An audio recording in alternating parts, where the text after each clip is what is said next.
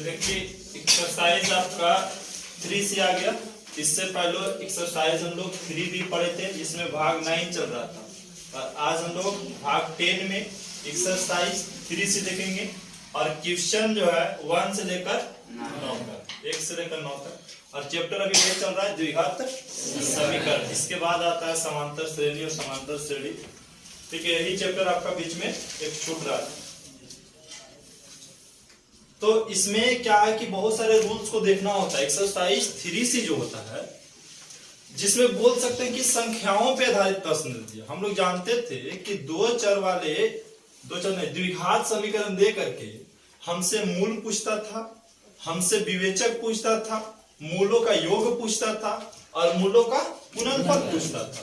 यही 3-4 पॉइंट पूछता था, या मूलों की प्राकृतिक पूछती थी, या 5-6 क्वेश्चन पूछता था। लेकिन यहाँ पे सबसे बड़ा समस्या है कि द्विघात एक क्या है कि हम किसी को शब्द में व्यक्त करें, ठीक है, हम किसी को शब्द में व्यक्त करें और एक संख्या में व्यक्त करें, इसमें फर्क होता है। अब कोई लिख दे कि यहाँ पे ऐसे लिखा हुआ है 10 - 3 और बराबर 7, 10 माइनस कितना है, 10 - 3 बराबर 7। इस टाइप से कोई संख्या आपको दे दे, ठीक है।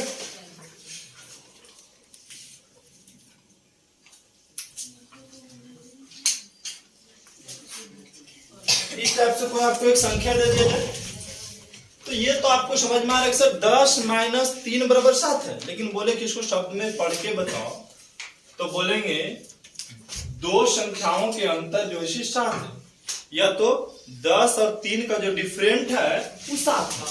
शब्द में लिखना हो कैसे लिखोगे कि 10 और 3 का अंतर, 10 और 3 का अंतर 7 है। अगर इसी शब्द को 10 - 3 बराबर 7 को शब्द में लिखना, ये संख्या में लिखा होगा, ये कौन सी में लिखा होगा, इसको क्या में लिखना है, तो कैसे लिखेंगे, 10 और 3 का अंतर 7 है, 10 और 3 का अंतर 7 है। ये हो गया शब्द में।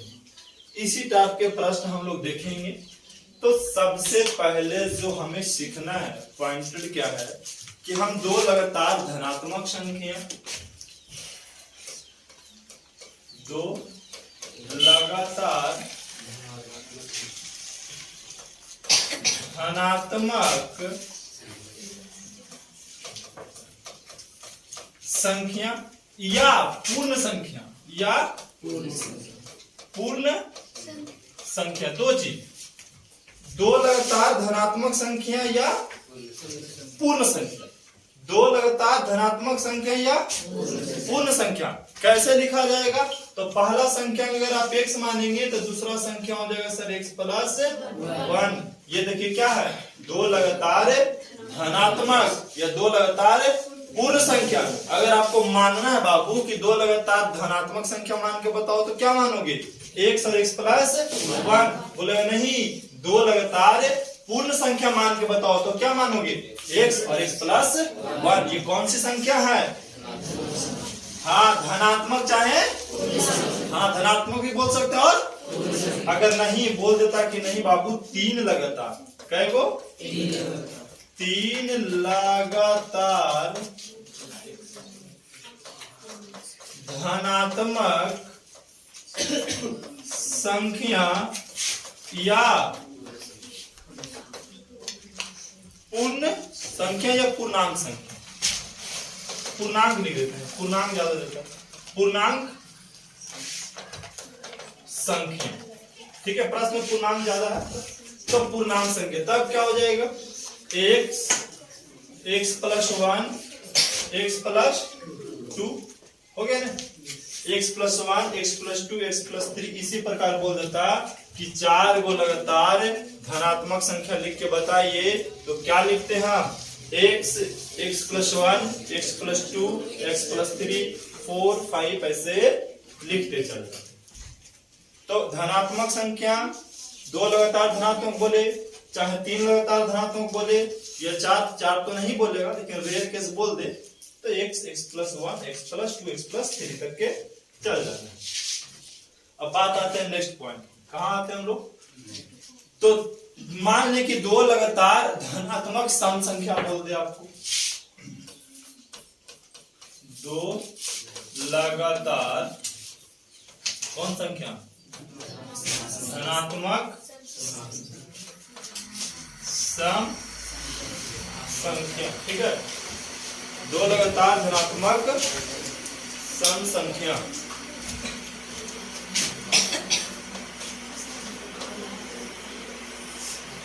दो लगातार धनात्मक सम संख्या। तो सबसे पहले सम संख्या लिखने के लिए बारी आई तो 2x प्लस 1 नहीं 2x प्लस 2 हो गया। दो लगातार धनात्मक सम संख्या लिखने के लिए गए तो 2x प्लस 2 बोल दो, नहीं, तीन लगातार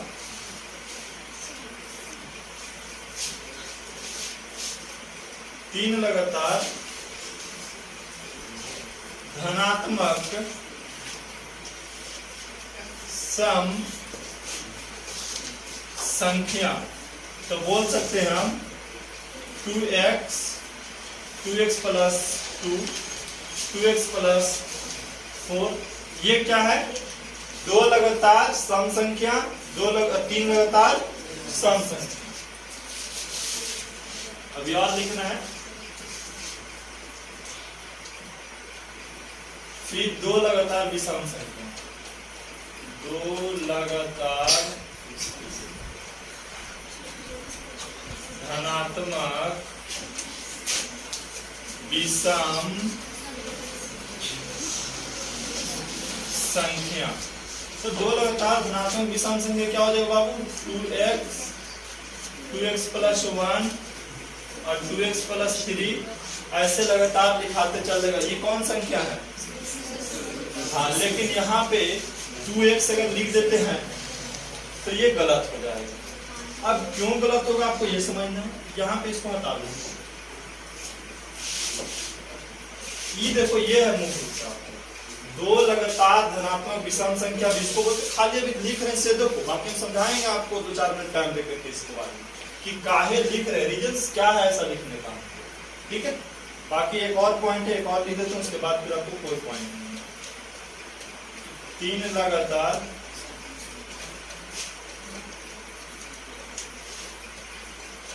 धनात्मक विषम संख्या, है ना। तो बोलेंगे सर ऐसा किसमें हो सकता है कि 2x प्लस 1 है ना, 2x प्लस 3 और 2x प्लस 5, ये विषम संख्या।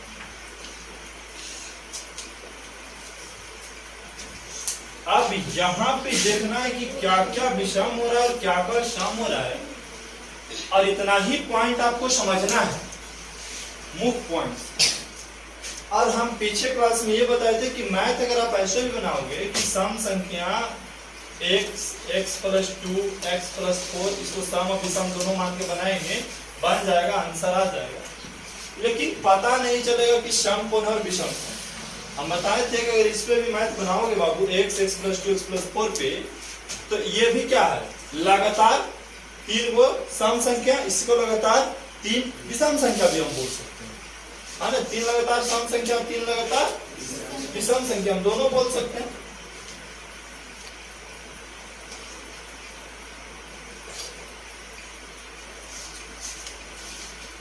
तीन लगातार सम संख्या, तीन लगातार विषम संख्या भी आप बोल सकते हैं। लेकिन रीजंस क्या है कि सम सम का जैसा नहीं लगेगा और विषम विषम का जैसा नहीं लगेगा। इसको लगने के लिए हम क्या किए, इस टाइप के रूप माने। सबसे पहले ये समझो कि हम अगर अपने भाषा में लिखना शुरू करेंगे, हम लोग बाबू लिखते थे पहले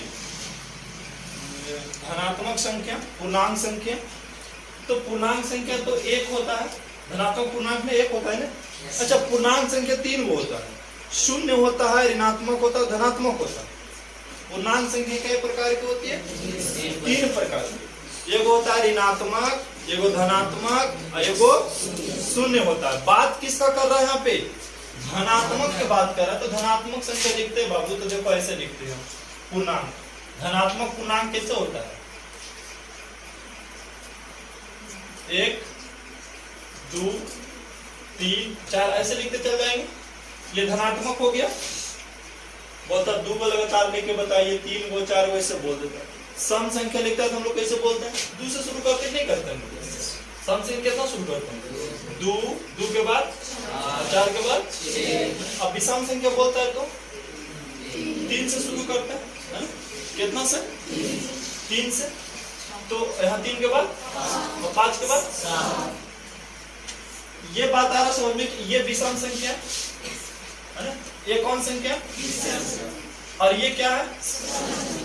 और ये क्या है? पूर्णांक संख्या। ये क्या है? पूर्णांक संख्या। पीछे कंप्लीट है। पूर्णांक संख्या कहां से शुरू हो रही? धनात्मक। अच्छा धनात्मक है सब। सब क्या है? ऋणात्मक कोई नहीं, सब धनात्मक का बात धनात्मक की कर रहे हैं। ठीक है, धनात्मक के मतलब प्लस चिन्ह की बात कर रहे हैं। देखो सब लिख दिए धनात्मक का। बात समझ में? तो अभी धनात्मक ऋणात्मक की बात नहीं, सिर्फ धनात्मक की बात समझना। तो धनात्मक पूर्णांक संख्या कहां से शुरू होता है बाबू? 1 से होता है ना? 1 से होता है। तो बोलेंगे सर यदि हम धनात्मक संख्या 1 से शुरू करें तो अगला 2 आता है ना? अगला 2 आता है। अच्छा ये 2 को तो हम ऐसे भी तो लिख सकते हैं। 2 को हम किस प्रकार से लिख सकते हैं?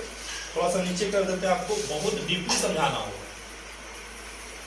अगर डीपली नहीं समझाएंगे तो मैथ ही नहीं बन पाएगा। तो थोड़ा सा अगर दिमाग लगाएंगे तो बहुत आसान से समझ में आएगा। बोलेंगे सर धनात्मक संख्या तो पूर्णांक संख्या 1 से शुरू होता है।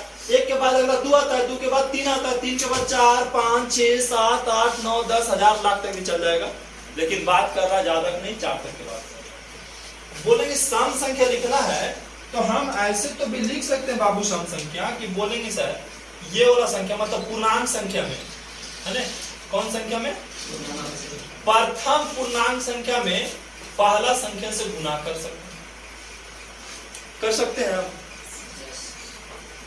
प्रथम पूर्णांक में बाबू, प्रथम पूर्णांक में प्रथम सम संख्या के हम गुना कर सकते हैं कि नहीं कर सकते हैं? कर सकते हैं। तो ये प्रथम पूर्णांक कितना होता है? 1 होता है बाबू। कितना होता है? और प्रथम सम संख्या कितना होता है? और 1 और 2 गुना करें कितना आएगा?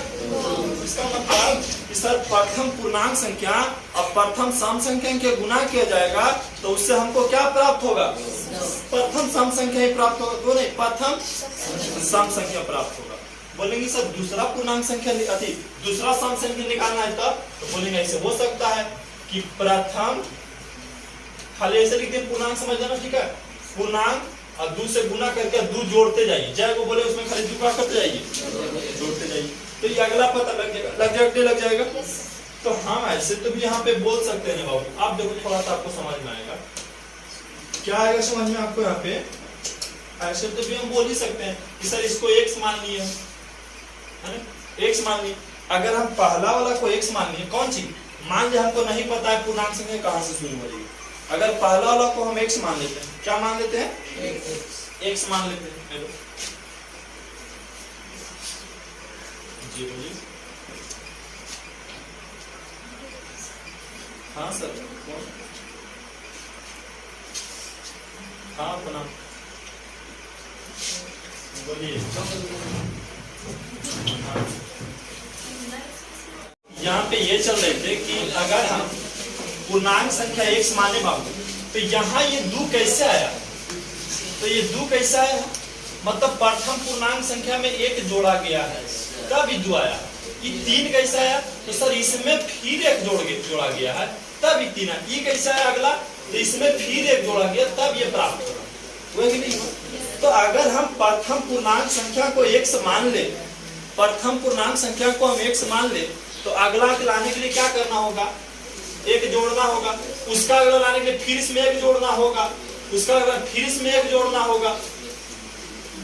बात आया समझ में? यहाँ पे अगर प्रथम पूर्णांक संख्या पता हो जाए और अगला पूछे तो ये क्या करते जाओ? बार बार जोड़ते।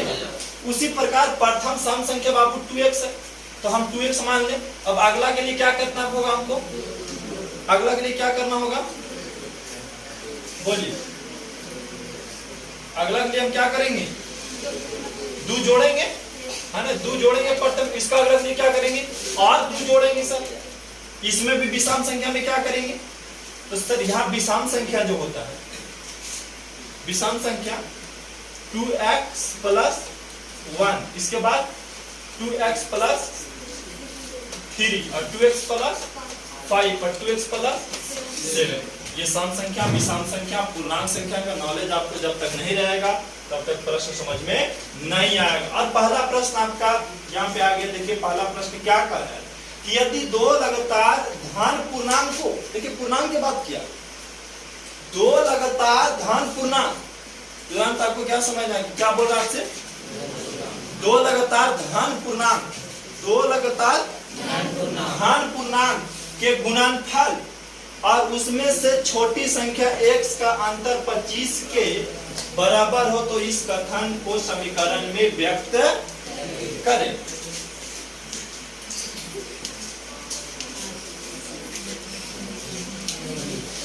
माना कि प्रथम धन पूर्णांक, प्रथम धन पूर्णांक, प्रथम धन क्या मान ले हम, x मान ले, प्रथम धन पूर्णांक x। तो भाई दूसरा धन पूर्णांक क्या हो जाएगा बाबू, बोलिए क्या होगा, x प्लस 1। फिर क्या बोला कि दो लगातार धन पूर्णांकों के गुणनफल, दो लगातार धन पूर्णांकों के, इससे प्रश्न से क्या कह रहा है कि दो लगातार धन पूर्णांक, दो लगातार धन पूर्णांक यही ना है, और इसका गुणनफल, तो गुणनफल कर दे। ये क्या है, इसको क्या पढ़ेंगे कि दो लगातार धन पूर्णांक का और दोनों के बीच क्या किए, गुणा का चिन्ह लगा दिए। तो दो लगातार धन पूर्णांकों के गुणनफल, उनमें से छोटी संख्या x, ये इनमें सबसे छोटी संख्या कौन है, x। अब x का अंतर कितना है, तो भाई इनमें से छोटी संख्या x का अंतर कितना है, 25। लिख दिए। फिर से देखो, दो लगातार धन पूर्णांकों के गुणनफल, तो दो लगातार धन पूर्णांकों के गुणनफल, उनमें से छोटी संख्या x, उनमें से छोटी संख्या x का अंतर का मतलब घटाव कितना है, 25 के बराबर है। तो 25 के बराबर कर दिए। अब यहाँ से गुना करेंगे बाबू, ब्रैकेट हटाएंगे हम, तो क्या हो जाएगा, x स्क्वायर, ये अगला के साथ गुना होगा, प्लस माइनस x बराबर में x काट दिए, x स्क्वायर बराबर कितना हो गया, 25। समीकरण के रूप में लिख दिए, समीकरण के रूप में ये भी आंसर हो गया, ये भी आंसर हो गया और ये भी आंसर हो गया। क्योंकि बोला हल करके नहीं बताइए, संख्या आपसे नहीं पूछा गया, बोला खाली समीकरण लिख करके हमको बता दीजिए, तो समीकरण ये भी हो गया आपका, ये भी आंसर हो सकता है। बात समझ में यहाँ पे, बोलिए आगे बढ़ा दें। तो नेक्स्ट प्रश्न देखिए, नेक्स्ट प्रश्न इस चैप्टर का सबसे अधिक कुछ समझने वाला प्रश्न है, तो यही दो वाला, दो समझ में आ गया तो चैप्टर में जाता है। कह रहा एक आदमी ने 20 रुपया में कुछ पुस्तक खरीदा। मान ले जाए कोई एक आदमी है, अब 20 रुपया में क्या किया, कुछ पुस्तक खरीदा। कहे वो खरीदा नहीं पता, लेकिन 20 रुपया में खरीदा ही पता, 20 रुपया में कुछ पुस्तक खरीदा। वह यदि उस रकम में से एक पुस्तक अधिक पाता, यदि उस रकम मतलब 20 रुपया में से 20 रुपया में एक और पुस्तक अधिक पाता, तो प्रत्येक पुस्तक का औसत मूल्य 1 रुपया कम होगा। यदि खरीदी गई पुस्तक की संख्या 1 है, यदि खरीदी गई पुस्तक की संख्या 1 है, खरीदी गई पुस्तक की संख्या कितना है, 1 मतलब पुस्तक कितना खरीदा है, 1। और 1 पुस्तक कै रुपया में खरीदा है। पहले तो कंफ्यूजन कर दिया कि एक आदमी ने 20 रुपया में कुछ पुस्तक खरीदा है, फिर बाद में बोल दिया यदि खरीदी गई पुस्तक का संख्या कितना है, 1। फिर यहाँ का बोला एक आदमी ने 20 रुपया में कुछ पुस्तक खरीदा, इसका मतलब है कि सर 1 रुपया में 20 पुस्तक खरीदा है। वो 1 रुपया में क्या पुस्तक, 20 रुपया में 1 पुस्तक खरीदा, 20 रुपया में लिख देते हैं यहाँ पहले, कि 20 रुपया में एक पुस्तक खरीदा, है ना। अच्छा, इसको दूसरा भाषा में और क्या लिख सकते हैं? एक पुस्तक 20 रुपए में खरीदा, ऐसा तो भी हो सकता है। हो सकता है कि नहीं हो सकता? अगर 20 रुपए में एक पुस्तक खरीद रहा है तो क्या हुई, 100 रुपया में एक पुस्तक 20 रुपए में खरीदेगा नहीं खरीदेगा? एक पुस्तक 20 रुपया में खरीदेगा, बोलिए, है ना, खरीदेगा। सही लिखा हुआ, गलत लिखा हुआ? पहला है कि 20 रुपया में एक पुस्तक खरीदा था, हम बोल रहे हैं, ऐसा तो हो सकता है कि एक पुस्तक 20 रुपया में खरीदा, है ना, हो गया। एक पुस्तक का मूल्य निकाल दे, हाँ, एक पुस्तक का मूल्य कितना हो जाएगा बाबू? 20/100 हो जाएगा। हो जाएगा नहीं हो जाएगा? अगर कोई आदमी एक पुस्तक 20 रुपया में खरीदता है तो एक किताब का मूल्य कितना होगा? 20/100 हो जाएगा। 20/100 हो जाएगा। अब इसमें क्या बोला गया? इसमें बोला गया क्वेश्चन यहाँ पे कि यदि उस रकम में से एक पुस्तक अधिक खरीदता, एक पुस्तक अधिक खरीदता, 20 रुपया में एक पुस्तक क्या करता? अधिक खरीदता। तो भाई अधिक खरीदेगा तो एक पुस्तक बढ़ जाएगा। पहले उसके पास एक पुस्तक है, कितना पुस्तक है? और एक अधिक खरीदेगा तो जितना खरीदा हम एक जोड़ देंगे, हम एक क्या करेंगे? जोड़ देंगे। तो औसत जो है उसमें एक क्या होता है? कमी हो जाता है। तो बोला गया यदि उस रकम में से एक पुस्तक अधिक पाता तो प्रत्येक पुस्तक का औसत मूल्य में 1 रुपया कम हो जाता। औसत मूल्य में, मूल है 1 रुपया में क्या हो गया? कम हो गया, कम हो जाता है। 1 रुपया क्या होता है?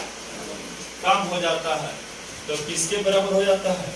20 रुपया के बराबर। आप यहां से गुना कीजिए, समीकरण बन गया। अब यहां से गुना करेंगे तो कितना हो जाएगा बाबू? 20 हो जाएगा खाली, क्योंकि x गुने 20/x करेंगे कितना हो जाएगा? 20 हो जाएगा। अरे बात सुनिए कैसे गुना कैसे? अरे x गुने 20/x करेंगे तो x से x कट जाएगा तो क्या बचा? 20 बचा। अब ये अगला क्या गुना होगा तो कितना आ जाएगा? -x आ जाएगा। और यहाँ से गुना करेंगे कितना हो जाएगा? 20/x हो जाएगा। यहाँ से गुना करेंगे तो -1 बराबर कितना? 20। अब नीचे क्या करो? 20 में से 1 गया तो 19 भी कर सकते हैं हम लोग, 20 या तो फिर क्या कर सकते हैं? चल नीचे सबको 1 मान लेते, नीचे सबको एलसीएम ले ले। यहाँ पे x एलसीएम हो गया तो यहाँ कितना हो गया? 20x कितना हो जाएगा? 20x। या काटना चाहो तो काट भी सकते हो। यहाँ देखो, और छोटा करने के लिए क्या कर सकते हैं? बोल सकते हैं कि सर ऐसा तो भी कंडीशन अप्लाई हो सकता है कि अगर उसको उधर हम भेज देंगे कि तो कट जाएगा जाकर के। अगर ये बराबर के उछल जाएगा तो -20 हो जाएगा। तो 20 में से 20 गया तो क्या बच गया? 0 बच गया। तो हम ऐसे बोल सकते हैं कि -x - 20/x - 1 बराबर क्या हो गया? 0। अब नीचे 1 मान लेंगे ना, तो क्या एलसीएम लेंगे तो x, यहाँ -x² -20, यहाँ -x, अब बराबर में कितना? इसको तीसरा से गुना कर दें तो क्या आ जाएगा? -x² -20 -x बराबर में, क्योंकि 0 और x में गुना करेंगे तो 0 आ जाएगा, आ जाएगा। अब क्या है? सबका चिन्ह माइनस से सब में गुना कर दे, हाँ, तो सब प्लस हो जाएगा। x² प्लस x, अब प्लस कितना? 20। ऐसे लिख सकते हैं या नहीं लिख सकते? क्योंकि बाबू अगर बराबर के हम सबको इस साइड लाएंगे तो चिन्ह ऐसे भी बदल ही जाएगा ना। तो सबका चिन्ह बदल दिए हम, सबका चिन्ह बदल दिए। गुना करके 20 लाना, जोड़ना के x लाना। कितना से गुना करें कि 20 चलावे? अच्छा नहीं, ये नहीं पूछा, खाली क्या पूछा कि फिर समीकरण का घात बताइए। तो समीकरण तो ला दी, इसमें घात पूछा तो घात कितना है? तो लिख देंगे सर घात कितना है? 2। सिर्फ हमसे घात पूछा था तो घात कितना बोल दी? 2। अगर यहाँ पे समझने में दिक्कत है तो बोलिए क्या दिक्कत? मतलब कैसे प्लस लिखा गया सब पता है नहीं? कैसे लिखा गया? क्योंकि सब माइनस से अगर हम चाहें कि सब बराबर की सब लाइन तो प्लस होगा नहीं, और बराबर इधर 0 करेंगे, कोई दिक्कत नहीं। कहीं भी 0 रखिए, उससे कोई दिक्कत नहीं। नेक्स्ट प्रश्न देखिए आप, ये प्रश्न आपको हम बता चुके, ठीक है। बताए थे प्रश्न।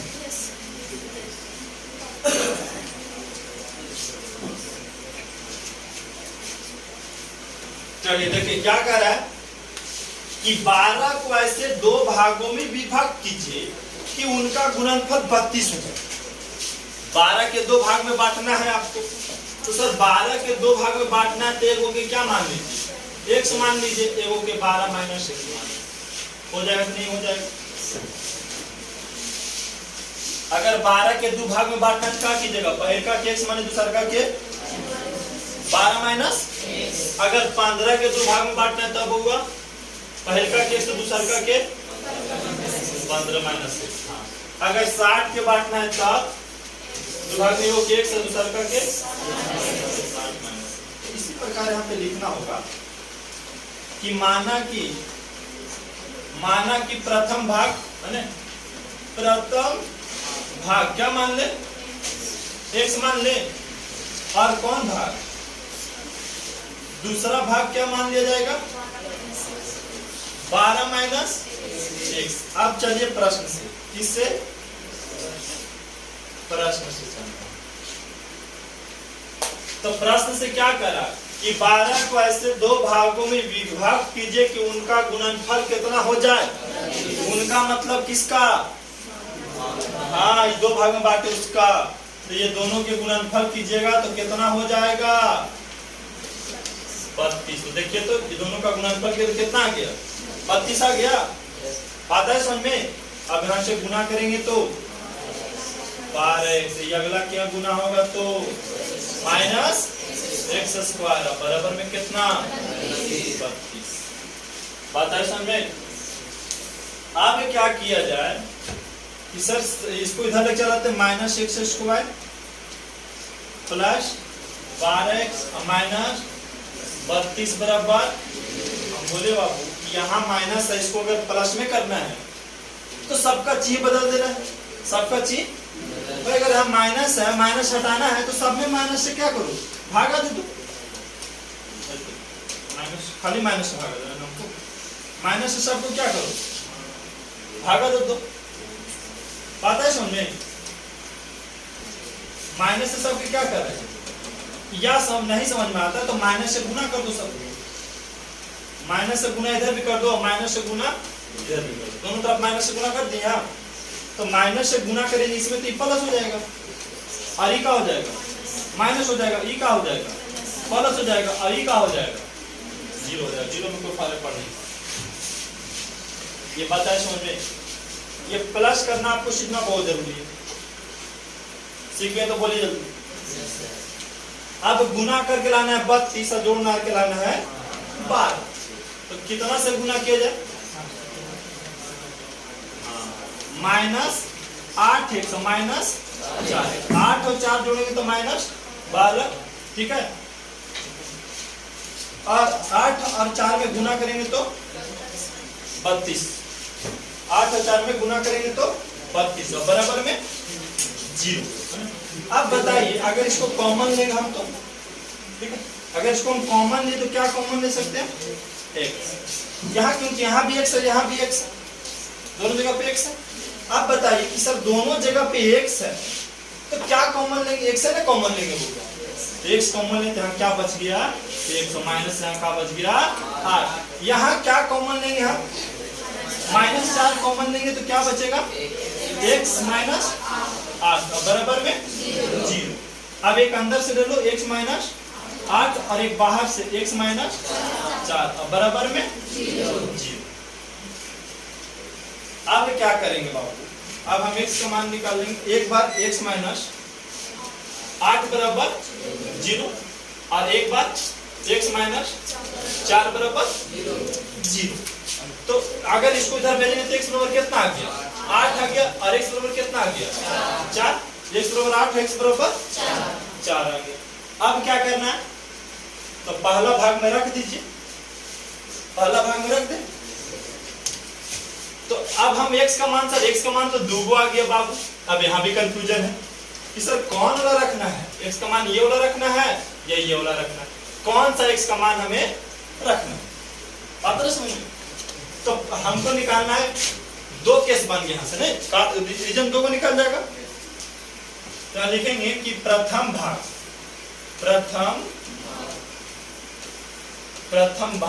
क्या है, एक से तो x की जगह पे कितना रख दें, 4 रख दें होगा। फिर दूसरा भाग 12 माइनस x, तो 12 x की जगह पे कितना रखे 4, तो कितना आ गया 8 आ गया। पहला भाग कितना 4 और दूसरा भाग कितना 8। देखिए तो 4 और 8 जोड़ेंगे तो 12 आ जाएगा, नहीं आ जाएगा, और 4 और 8 गुना करेंगे तो 32 आ जाएगा, नहीं आ जाएगा। ये तो केस 1 बन गया। सर इसको रखें, इसको नहीं रखें, इसको भी रख देंगे। प्रथम भाग को क्या माने थे हम, x का मान कितना आया 8। फिर हम क्या माने दूसरा भाग कितना है 12 माइनस x, तो 12 x की जगह कितना रखना बाबू 8 रखना बाबू, कितना आया 4। देखिए 8 और 4 यहाँ भी आ गया, 8 और 4 जोड़ेंगे तो 12 और 8 चौको 32। तो चाहे आप इसका मान रख के बना दिए, चाहे आप इसका मान रख के बना दिए, किसी की दिक्कत है, खाली माइनस वाला रख के नहीं बनाना, प्लस वाला क्योंकि धनात्मक की बात है। तो अगर प्रश्न समझ में आया तो बोलिए, आगे बढ़ते। किसी का दिक्कत? इसी प्रकार अगला प्रश्न थोड़ा पहले बड़ा कर देते हैं।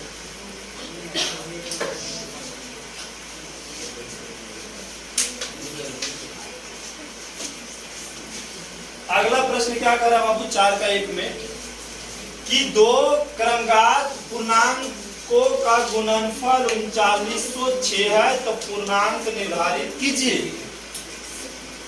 बात किसका किया है, दो लगातार, दो क्रमगत, चाहे लगातार एक ही चीज होता है। तो माना कि प्रथम पूर्णांक संख्या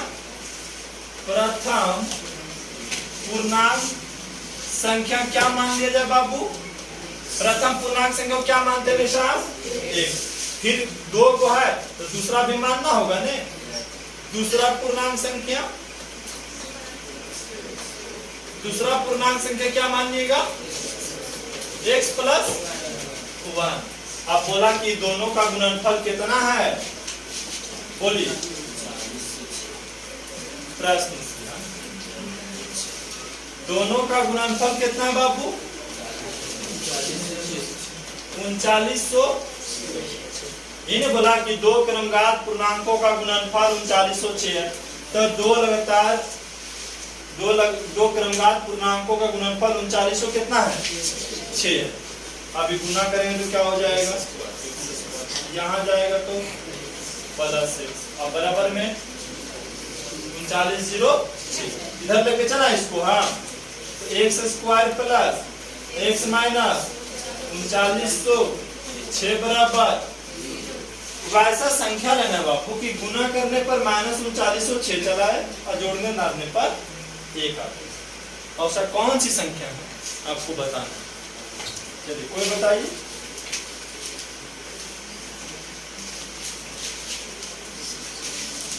बोलिए जल्दी।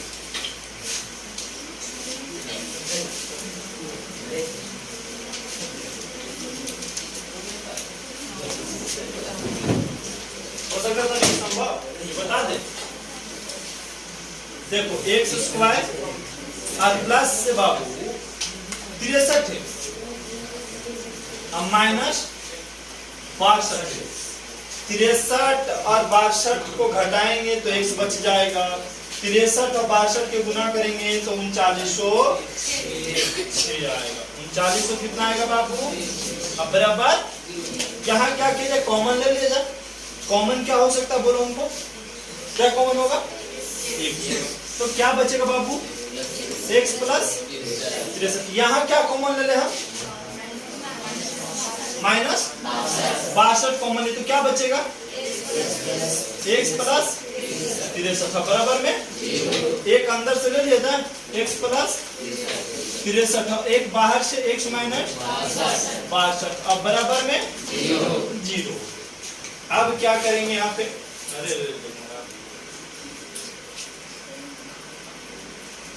अब यहाँ पे होगा सबसे पहले हमको जो करना है वो क्या करना है, x प्लस 63 बराबर 0 लिख सकते हैं। अब फिर एक बार x माइनस 62 बराबर, ये उधर गया तो x माइनस 63 हो गया, तो ऋणात्मक हो गया। इधर आइए, x बराबर कितना हो गया 62, इसी के लेके चलना। हमको बोला पूर्णांक निर्धारित कीजिए, तो प्रथम पूर्णांक को क्या माने थे आप? x का मान कितना आ गया 63, 62 कितना आ गया। फिर क्या चीज, दूसरा पूर्णांक को क्या माने थे? x प्लस x का मान प्लस कितना आ गया 63। तो प्रथम पूर्णांक 62 और दूसरा पूर्णांक 63। अब 62 और 63 के गुणा करेंगे तो कितना आ जाएगा 40। और क्रमघात भी बोला था, तो बोलेंगे क्रमघात भी तो है ही है, 62 के बाद 63 होता है। किसी की दिक्कत है यहाँ पे? बात है समझ में? चलिए नेक्स्ट प्रश्न की ओर बढ़ जाए। और यहाँ पे आ गया 4 के 2, 4 के 2। यहां भी कुछ बोला गया उसी टाइप के आधारित कि दो लगातार विषम धन पूर्णांक, दो लगातार विषम धन पूर्णांक, यहीं पे समझना है। दो लगातार विषम धन पूर्णांक, तो क्या करेंगे सर? माना कि प्रथम धन विषम पूर्णांक है ना, धन विषम पूर्णांक क्या मान लेते हैं बाबू? 2x प्लस 1 मानते हैं, 2x प्लस 1, 2x प्लस 1। अब नहीं सर 2x प्लस 1 का है मानते हैं, तो हमें पता बाबू कि प्रथम सम संख्या हम क्या माने थे? 2x मानते हैं। प्रथम सम संख्या क्या मानते हैं? 2x। और प्रथम विषम संख्या के लिए हम उसका सम संख्या के बाद जो विषम संख्या आती है एक जोड़ने से आती है, अगला आती है नहीं। दुसम संख्या, तो 2 के बाद विषम संख्या कौन होगा? 3। तो 3 कैसे आता है? हम एक जोड़े से आता है, तो सम संख्या में खाली हम क्या किए? एक जोड़ दिए। तो हम प्रथम धन विषम पूर्णांक संख्या लिख दिए यहाँ पे, प्रथम धन विषम पूर्णांक संख्या। फिर हम दूसरा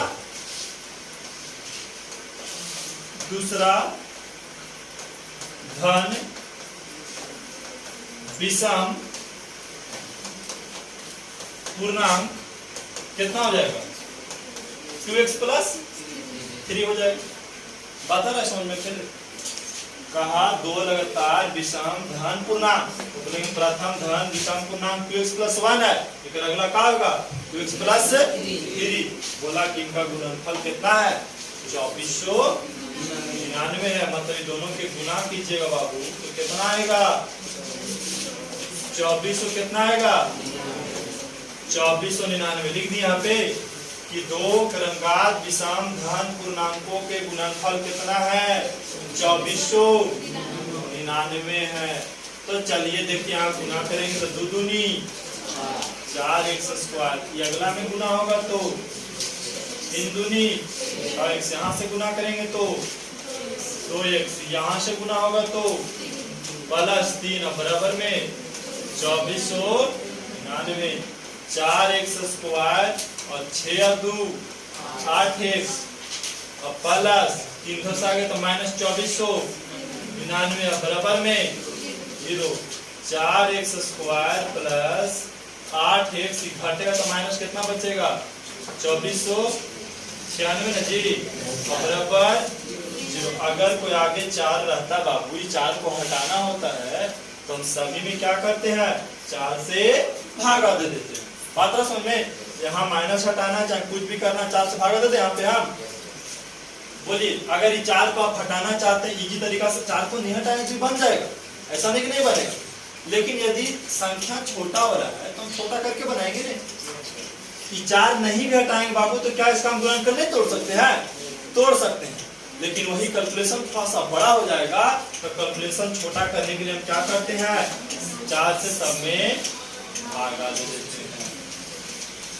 कोई दिक्कत दे सकते हैं जास्त भाग सब में छोटा करने के लिए, या किसी को यहाँ पे दिक्कत लग रहा है तो बोलिए।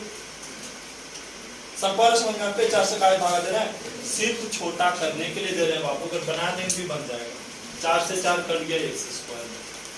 अब देखिए यहाँ पे कट गया तो यहाँ से कटेगा तो 624 अब बराबर।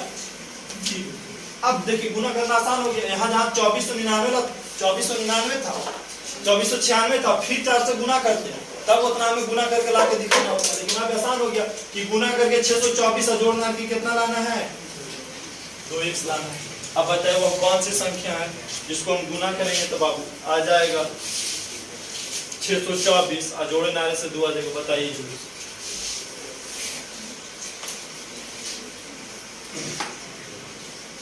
बोलिए।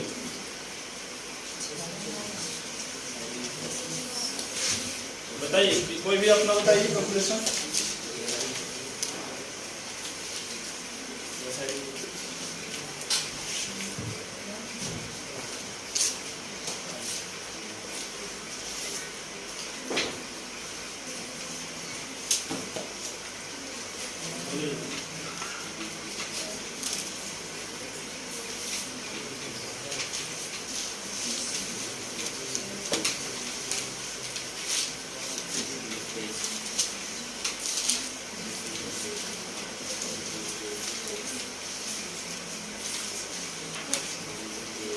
आज भी बताइए।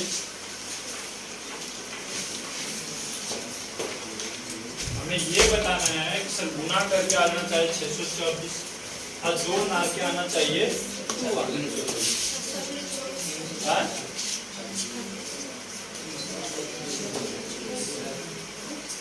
26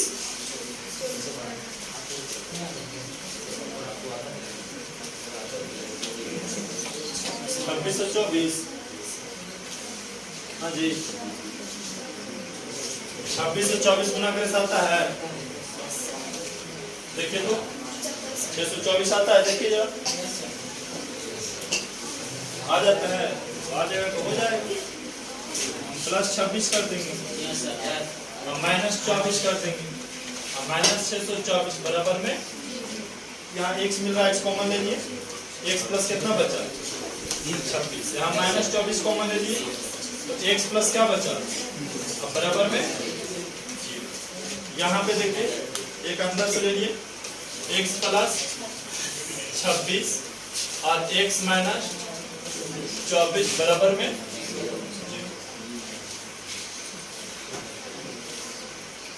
तो यहाँ पे क्या हो गया x प्लस 26 बराबर 0 और x माइनस 24 बराबर, हम माइनस वाला के लेके नहीं चलेंगे, प्लस वाला। x का मान कितना आ गया 24 आ गया। x का मान 24 तो x का मान 24 है तो x का मान प्रथम संख्या में रखिए। कहाँ मान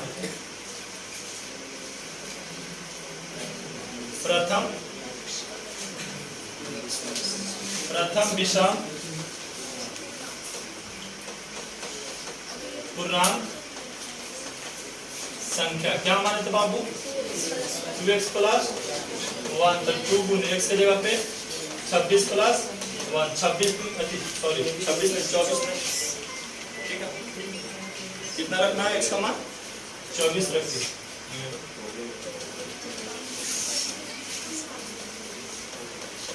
जी जी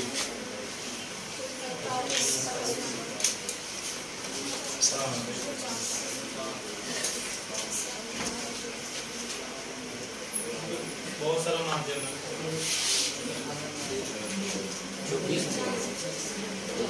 कलम देखने के बाद बता सकते हैं, ऐसे पहले कैसे समझेंगे।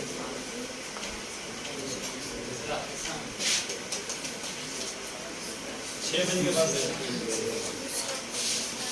जी जी जी जी जी जी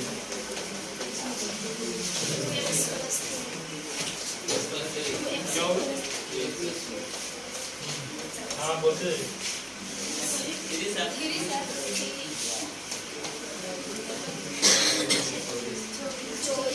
जब तक हम अभी उसका डेमो नहीं देखते तब तक नहीं बता सकते।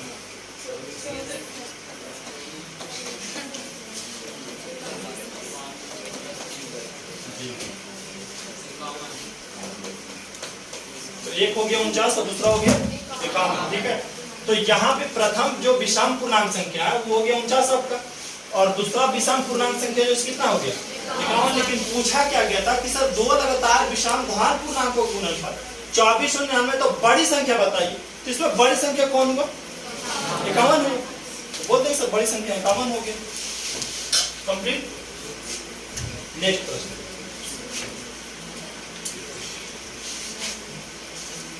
आया तो समझ में लो कैसे लिखे थे।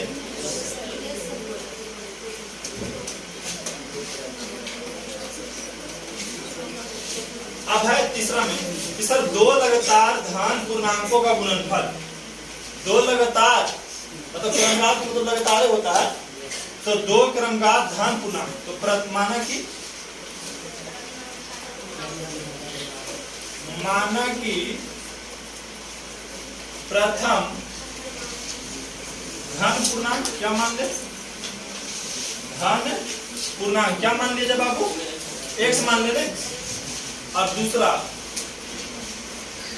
दूसरा धन पूर्णांक को क्या मान लिया जाए x प्लस 1 मान ले, और दोनों का गुणनफल मतलब x प्लस 1 का गुणनफल कितना दिया हुआ है आपको 5400। एक गुना करेंगे बाबू तो 5402 गुना करेंगे कितना हो जाएगा x स्क्वायर, यहां से गुना करेंगे तो x और उधर से चला तो माइनस 5402 बराबर 0। इसका मतलब है हमें गुना करके लाना है कितना 5402 और जोड़ के लाना है x, तो कितना हो जाएगा हमको ये बताना। 5401 चलावे गुना करके और जोड़ के 1 चलावे,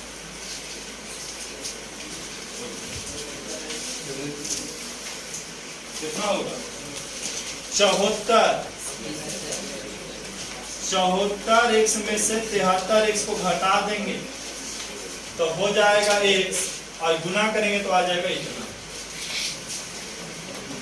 अब दोनों से कॉमन ले ले x को हम, तो क्या बचेगा बाबू x प्लस 74, यहां से माइनस निकाल ले 73 कॉमन, तो क्या बचेगा x प्लस 74 बराबर 1 हो जाएगा। x प्लस कितना 74, x माइनस 73 बराबर 0। अब यहाँ पे क्या करें हम x प्लस 74 बराबर 0 और x माइनस 73 बराबर 0, तो x बराबर किधर जाएंगे तो 73 प्लस का हो गया, मिलाएंगे कि माइनस में हो जाएगा, इसको लिखने चलते। तो प्रथम धन पूर्णांक, प्रथम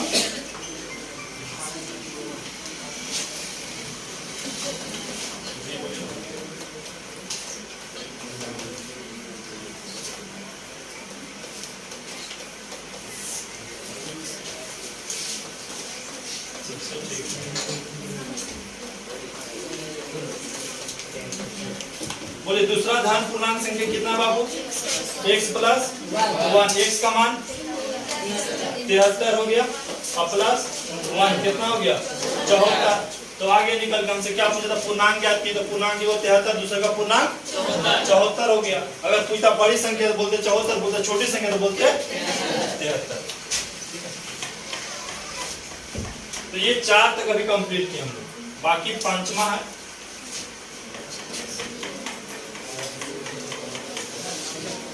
हो सकता है 5 तक ही बता के लास्ट कर सकते हैं।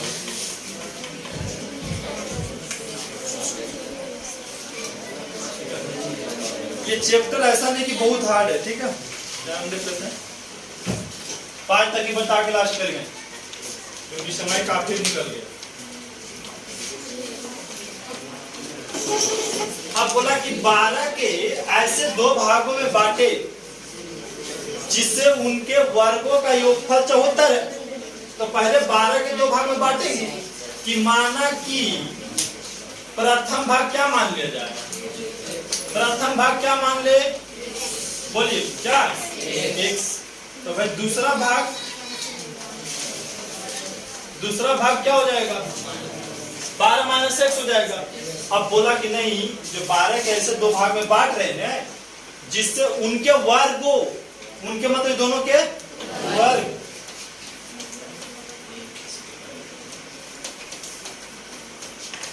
वर्गों का योगफल है, योगफल मतलब बीच में जोड़। ये दोनों के वर्गों का योगफल कितना है? 74 है। फिर से देखो, ये दोनों मतलब जो 12 के दो भाग में बांट रहे हैं उनके वर्गों का योगफल, तो दोनों को वर्ग कर दिए, योगफल को मतलब बीचों में जोड़ दिए, योगफल कितना है? 74 है। पहले गुणनफल का देता और अब क्या कर रहा? वर्गों का योगफल कर रहा, तो वर्गों का योगफल लिख दिए। अब बोलेंगे सर एक्स स्क्वायर, अब हटाएंगे तो 12 माइनस एक्स स्क्वायर। अच्छा ये माइनस बी का होल स्क्वायर पे हटा के इसलिए, ठीक है, ये माइनस बी का होल स्क्वायर पे टूटेगा क्योंकि ऊपर स्क्वायर है, नहीं रहता तो हटा देते भैया, ऊपर स्क्वायर नहीं देखे थे, ऊपर स्क्वायर है तो स्क्वायर करना होगा। तो 12 ए माइनस बी का होल स्क्वायर पे तोड़ेंगे तो A square plus B square minus 2ab, A ही है बी है इसे लिखते हैं बी, अब बराबर में 74।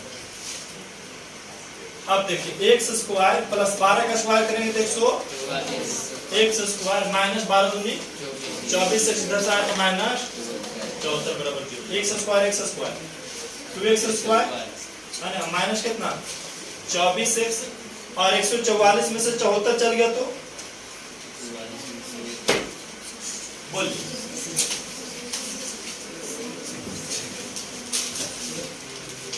70 कितना हो गया? अरे भाई 4 में से 4 गया तो 0 और 14 में से 7 गया तो 7, 70 बचा नहीं बचा बराबर में। अब बताओ बाबू इसको आप छोटा कर सकते हैं, समय 2 से भागा दे के, हाँ तो 2 से भागा दे, हाँ या तो हाँ 2 से भागा दे सब।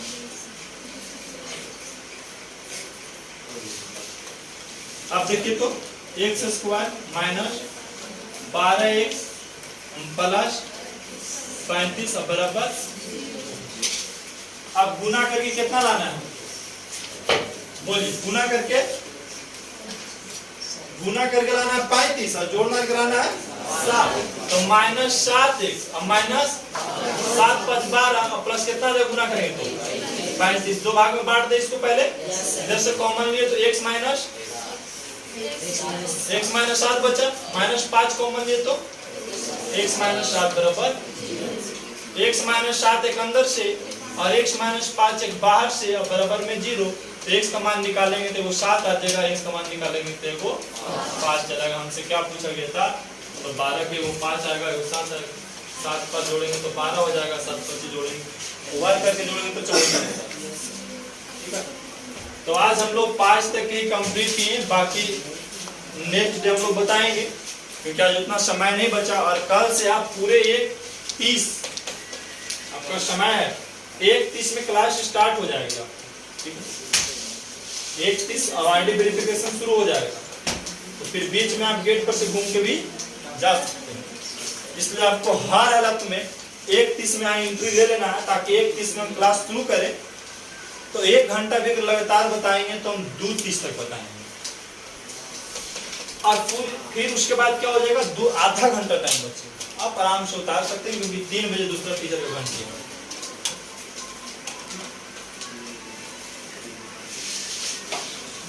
समझ गए? पहला घंटी आपका 1:30 से लेकर के 2:30 मैथ एवरीडे, ये आपको 2:30 से लेकर के कितना बजे तक 3 बजे तक उतारे के समय,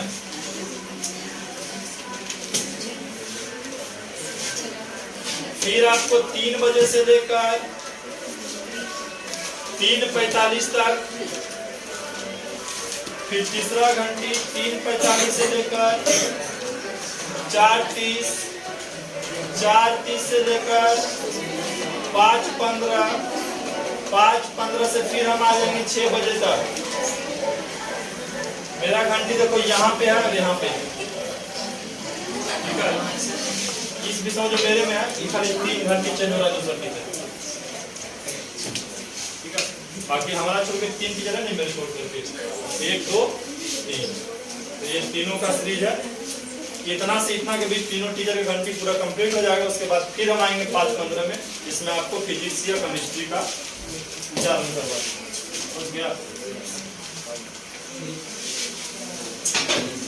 लगा देते हैं शुरू से, आराम से करिए।